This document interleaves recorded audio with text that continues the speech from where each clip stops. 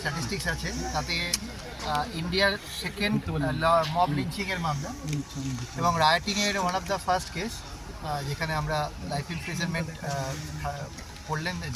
Award দিলেন সাহেব।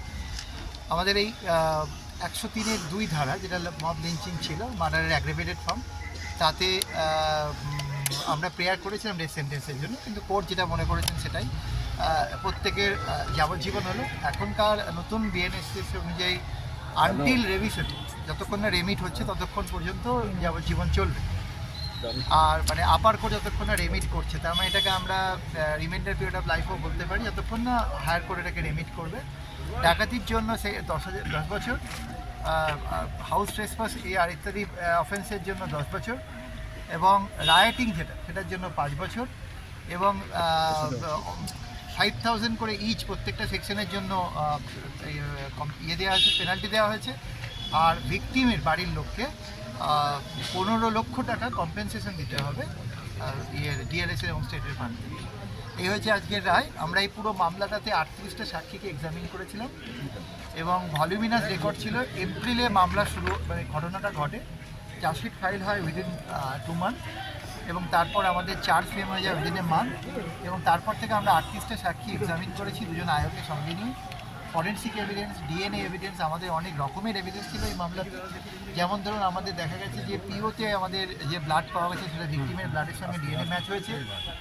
এবং আমাদের এই মামলাতে আমরা 5 জন আইউটনেসকে কোর্টে এনেছিলাম, এবং তারা ক্লিয়ারলি বলেছেন কীভাবে নৃশংসভাবে বাবার ছেলেকে খুন করা হয়েছে।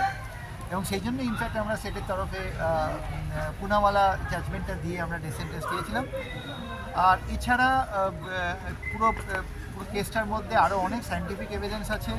কিছু লোক ভয়ের মধ্যে হলেও তারা মোবাইলে কিছু ভিডিও ক্যাপচার করেছিল, এবং তার পাশে একটা সিসিটিভি ইনস্টলেশন ছিল যেখানে তার ওরা ছিঁড়েছিল, যেটা ভিডিওতে উঠেছে এবং ক্রাইমের সময়।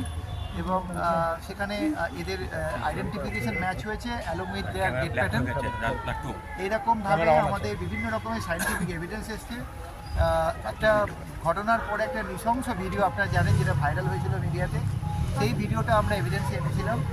এবং মারা যাওয়ার আগে ওনার ছেলে যে টাইম ডিক্লারেশনটা দিয়েছিল যে কীভাবে কারা মেরেছে, সেগুলো আমাদের সামনে কোর্টে এসছে। এবং এতগুলো এক্সিবিট, এত কিছু নেওয়ার পর যাবজ্জীবন দেওয়া হলো, এবং 10 বছর করে আরও পানিশমেন্ট হলো ডাকাতি, ট্রেসপাসিং, এবং 5 বছর দেওয়া হলো আমাদের ওই রায়টি। আপনি আজকে বলার সময় উল্লেখ করছিলেন যে কেন বিরলতম হিসাবে এটাকে রাখা উচিত, এবং আপনি বলছিলেন যে সামাজিক প্রভাব এই মামলাটির ক্ষেত্রে রয়েছে এবং কোনো ধর্মীয় কারণে নয়, ক্রিমিনালটা ক্রিমিনালই হয়। আপনার কি মনে হলো জাজমেন্টে সেটা প্রতিফলিত হলো? দেখুন, আমি জাজমেন্ট এখনো পড়িনি, পড়ে দেখতে হবে। ডেফিনেটলি আমরা বলেছিলাম যে ক্রাইম ইজ ক্রাইম, ক্রাইমের কোনো ধর্ম হয় না। তো এটা একটা ক্রাইম, এবং এখানে ভারতবর্ষের এক্সাম্পল অনেকগুলো রয়েছে মব লিঞ্চিংয়ের, তার মধ্যে এটা একটা ওয়ান অফ দ্য এবং রায়োটিং কেস আমাদের যেটা প্রমাণ করা খুব কঠিন, আমরা সাকসেসফুলি কেসটা প্রমাণ করতে পেরেছি। এবার আমরা আমাদের পুরো ফ্যাক্টটাকে বিভিন্ন জাজমেন্টগুলো দিয়ে দাঁড় করেছি। এবার জাজমেন্ট তো আমাদের হাতে থাকে না, কিন্তু আমরা এটা বিচার করে দেখবো সরকারের তরফে আমাদের কী হয়, তারপর আমরা ডিসাইড করবো। তবে আমরা অবশ্যই এরকম নেই, কারণ আমাদের দুটোই অপশন খোলা ছিল, একটা হচ্ছে যাবজ্জীবন অথবা ডেথ। কিন্তু ডেথ সেন্টেন্স নিয়ে অনারেবল সুপ্রিম কোর্ট রিসেন্ট যত জাজমেন্ট দিচ্ছে তাতে ডেথকে নেগেট করছেন, ডেথে যেতে বারণ করছেন। সেই জাজমেন্টগুলো সবসময় জুডিশিয়াল অফিসারদের মাথায় থাকে, এবং সেই কারণে সেগুলোকে সামনে রেখে আমি পুনাওয়ালা জাজমেন্টটাকে রিকোয়েস্ট করেছিলাম যে it's a case which is rarest one because it's a case on mob lynching. তো এবং যেখানে পুনাওয়ালায় বলেছিল যে টাফেস্ট পানিশমেন্ট দেওয়ার কথা, সেটা আমরা সামনে রেখেছি। কোর্ট প্রত্যেকের যাবজ্জীবন দিয়েছে, তবে আমার মনে হয় এদের প্রত্যেকের অনেকেরই বয়স কম, বাড়িতে 4-5 জন করে মেম্বার আছে, বাচ্চা আছে, এগুলো হয়তো উনি, যেটা আমার উল্টো দিকের লোক বলেছে, সেগুলোকে কনসিডারেশনে নিয়েছেন। কিন্তু আমি ভিকটিমের দিকটা এবং সোসাইটির দিকটাও কোর্টকে বলেছিলাম দেখতে। সব দিক দেখার পরে কোর্ট এটা দিয়েছে, বিচার করেছে, এবং আমরা জাজমেন্টটা পড়েই বুঝতে পারবো যে কোন গ্রাউন্ডে উনি লাইফ ইমপ্রিজনমেন্ট। এটা কি মনে করছেন যে এটা এই ঘটনাটাকে রেয়ারেস্ট ঘটনা? যে দেখুন, আমরা সকাল থেকে যে হিয়ারিংটা আমি করেছি, আপনারা যদি শুনে থাকেন, আমি এটাকে rarest of the rare case বলেই এটাকে হিয়ারিং করেছি। আমরা টু দ্যাট এফেক্ট অনেকগুলো জাজমেন্ট দিয়েছি অনারেবল সুপ্রিম কোর্টের, কিন্তু রিসেন্টলি অনারেবল সুপ্রিম কোর্ট বহু জাজমেন্টে ডেথ সেন্টেন্সের এগেনস্টে যাচ্ছে, যেটা একটা ব্যাপার, যার জন্য আমার মনে হয় কোর্ট ওই সমস্ত জাজমেন্ট দ্বারা হয়তো ইনফ্লুয়েসড হয়েছে, এবং উনি যেটা দিয়েছেন সেটা আমরা আমাদের তো মাথা ব্যথা নিতেই হবে। কিন্তু একটা জিনিস আমাদের এপ্রিলের মামলা আমরা 8 মাসের মধ্যে শেষ করতে পেরেছি। কেস শেষ করা এবং কেসের জায়গা থেকে স্টেটের যে দায়িত্ব সেই জায়গাটা আমরা পালন করার চেষ্টা করেছি। এবারে বাকিটা তো জাজমেন্টটা আলটিমেটলি জজ সাহেবের কলম থেকে আসে, ওটাতে আমাদের তবুও পুরো জাজমেন্টটা না পড়া অবধি ওই জায়গাটা বলা খুব মুশকিল যে কেন উনি লাইফার দিলেন, কেন ডেথ দিলেন না। ডেথ কেন দিলেন এই জন্য কেন উচ্চ আদালতে যাওয়ার কি এরকম কোনো এটা আমরা আলোচনা করবো গভর্নমেন্টের হায়ার অফিসারদের সাথে, যদি মনে হয় ডেফিনেটলি আমরা যাবো। বিচারক কি বললেন আজকে সমস্তটা নিয়ে, আজকে যে রায়টা দিলেন? বিচারক যে জাজমেন্টটা দিলেন, তিনি যখন জিজ্ঞাসাবাদ করছিলেন আসামিদের তখন অনেকেই বলছিলেন, তাদের মধ্যে একজন ছিলেন যিনি সিসিটিভি তার ছিঁড়ে দিয়েছিলেন, তাকে বলেছিল তুমি তারটা ছিঁড়তে গেছো কেন। তো এরকম বেশি কিছু কিছু জায়গায় উনি কোশ্চেন করেছেন আসামিদের থেকে, তো সেগুলো আমরা দেখেছি। তারপরে উনি জাজমেন্ট সাইলেন্টলি উঠে দিয়ে উনি নেমে গেছেন, বিশেষ কিছু উনি ইন্টারপ্রিটেশন করেননি। আমরা জাজমেন্টটা আপলোড হলে আমরা পড়ে বুঝতে পারি কি বললেন জাজমেন্টে, উনি কি বললেন?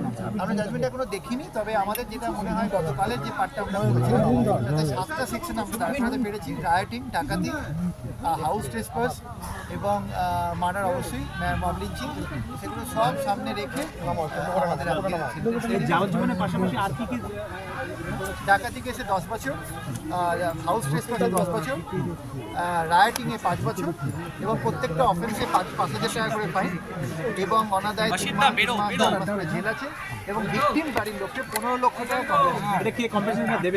এটা স্টেট অথরিটি যারা কম্পেনসেশন কত বছর এই যে রায়, এই যে সবটা নিয়ে এতদিন ধরে যে পর্যন্ত আপনারা কি মোটের উপর কি খুশি না ভাবছেন? ডেফিনেটলি আমরা খুশি এই জন্যই যে আমরা মামলাটাকে 8 মাসের মধ্যে শেষ করতে পেরেছি। খুব টাইম ওয়েস্ট করেন আপনারা, যে এইসব মামলাগুলো ডিলে হলে এই মামলাগুলো কালকে গিয়ে কী চেহারা নেবেন, উইটনেসরা কতটা ভয় পাবে। কারণ প্রাথমিকভাবে আমি দেখেছি উইটনেসরা খুব ভীতু ছিল, ভয় ছিল, তাদের মধ্যে সেই কনফিডেন্সটা এসছে সরকারের প্রতি এবং তারপর তারা কোর্টে এসছে। ব্যাক টু ব্যাক 5 জন আই উইটনেস কোর্টে এসে বলে গেছে এবং প্রত্যেকের স্টেটমেন্ট একজনের দ্বারা করবোরেট হয়েছে। তো আমার মনে হয় এই মামলাটা সোসাইটিতে একটা কনফিডেন্স ইনস্টিল করতে পারবে, যেটা আমাদের মনে হয়েছে যে কেউ যদি আইন নিজের হাতে নেয়, কেউ বা কারা, তাদের কিন্তু আইন ছাড়বে না, আইনের রিপোর্ট তাকে ফেস করতে হবে। এটা ওয়ান অফ দ্য এক্সাম্পল। কারণ ডেথ সেন্টেন্স তো একদিনের জন্য হয়, যাবজ্জীবন সারা জীবন ভোগ করতে হবে। তো সেই হিসেবে বলা যেতে পারে আনটিল রেভিশন, কোনো কোর্ট যদি আবার কোনো রেভিট না করে 10 দিন পর্যন্ত এদের ভিতরে থাকতে হবে। এটাই নতুন আইনের আমাদের প্রভিশন। হিন্দিতে স্যার।